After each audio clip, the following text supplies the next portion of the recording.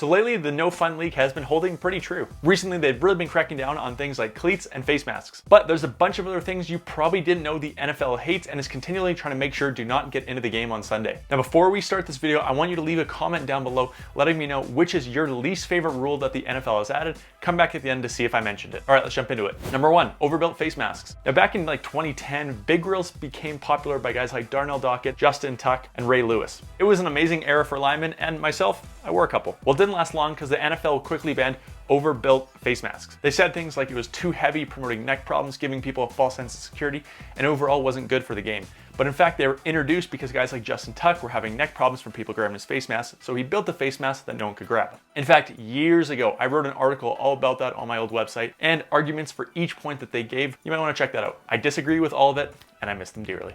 Number 2, custom face masks. This is the reason we're making this video. This is a hot topic right now. So recently, it's becoming more popular to make your own custom face mask styles. This mostly started with Jalen Ramsey coming out with his own face mask, which we actually have. And that face mask got really popular, and a couple more guys actually copied it, like Jamal Adams and Derwin James. Next, Max Crosby made his own face mask that represented his sobriety. Well, these face masks are not technically SEI certified, and the NFL quickly is starting to make sure that guys are not wearing these on Sundays. And since then, Max has had to switch out. Again, sad. Next one is gonna be bare legs. And I bet you didn't know this. So most of the guys in the NFL don't actually wear full length or Nike socks. Normally what they do is they actually wear these Drymax quarter crew socks that go just above their cleat line. And then over top of that, they wear what they call a cheater sleeve, which has the team branded colors on it. Again, also made by Drymax. Here's an example. Check out Travis Kelce. So in this practice shot, he's wearing the Drymax quarter crew sock for just practice. And then in games, he puts the cheater sleeve over top, which has the Kansas City colors. Now this way, if the cheater sleeve falls, if it moves around, it doesn't matter. He can show off a little calf because he basically tried to do the right thing with it. And if his sock falls,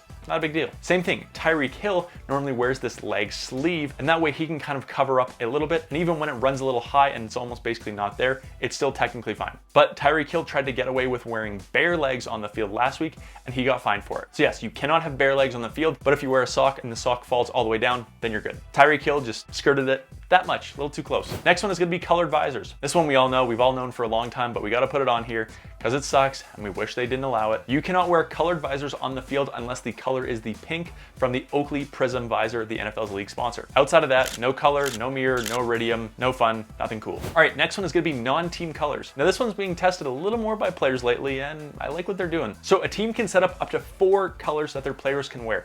Now normally teams all have white and black as part of their standard color palette, and then they mix in colors from their logos. So someone like the Bills will have blue, red, white, black, where someone like the Cardinals realistically only need red, white, black, but because there's yellow in the beak, they also allow their players to wear yellow. And players can wear accessories in any of those 4 colorways. Now, AJ Brown is pushing that rule to the limit. So he likes to wear really bright cleats. That way his daughter can see him from anywhere on the field. Now this time he tried to wear like a neon green instead of a normal green, and the NFL made him take those cleats off, but it's technically green. Next week he wore a pair of neon pink cleats, and he did this purposely because now that it's October, Breast Cancer Awareness Month, if they made him take off his pink cleats during Breast Cancer Awareness Month, they'd probably catch some flack, but technically I don't really know where it sits in this kind of gray area right now. Either way, he's being smart. So yeah, 4 colors.